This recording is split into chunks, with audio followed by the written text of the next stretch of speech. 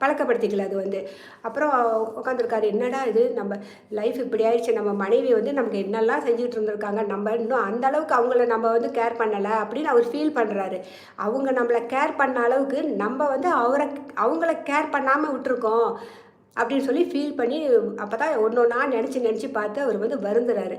அப்புறம் ஒரு 8 மணி ஆனோடனே ஓட்ஸ் கஞ்சி மாதிரி ஏதோ ஒரு கூழ் அதை கொண்டாந்து கொடுத்துட்டு சாப்பிட்டுக்குங்கன்னு சொல்லி கொடுக்குறாங்க. நாங்கள் இது தான் சாப்பிடுவோம் நாங்கள் அப்படின்னு சொல்லிட்டு, இதுதான் நல்லது டயட்டு அப்படின்னு சொல்லி கொடுக்குறாங்க. இவருக்கு அந்த மாதிரிலாம் சாப்பிட்டு அந்த மாதிரி பார்த்ததே கூட இல்லை, சாப்பிட்டதே இல்லை. அப்புறம் என்ன பண்ணுறதுன்னு அப்படியே அமைதியாக இருக்கிறாரு. மகன் வந்து இதை வந்து எல்லாத்தையும் கவனிச்சுக்கிட்டு தான் இருக்கிறாரு. ஆனால் மகன் வந்து இதில் தலையிடாமல் இருக்கார். அப்புறம் நைட்டு வந்து சாப்பாடு வச்சுட்டு போயிடுறேன், குழம்பு ஃப்ரிட்ஜில் இருக்குது, எடுத்து சாப்பிட்ருங்கன்னு சொல்லிட்டு அவங்க பாட்டுக்கு போயிடுறாங்க வேலைக்கு. அப்புறம் இவர் வந்து போய் குழம்பு அது அதாவது போட்டு சாப்பிட்டு பழக்கமே இல்லை அவருக்கு வந்து. அந்த மாதிரி ஒரு லைஃப் அவர் வாழ்ந்துருக்காரு. எந்த நேரம் மனைவியோட ஹெல்ப்பில் தான் அவர் வாழ்ந்துருக்கிறாரு. அதாவது எல்லாமே பார்த்து பார்த்து செஞ்சுருக்காங்க அவங்க மனைவி வந்து. அப்புறம்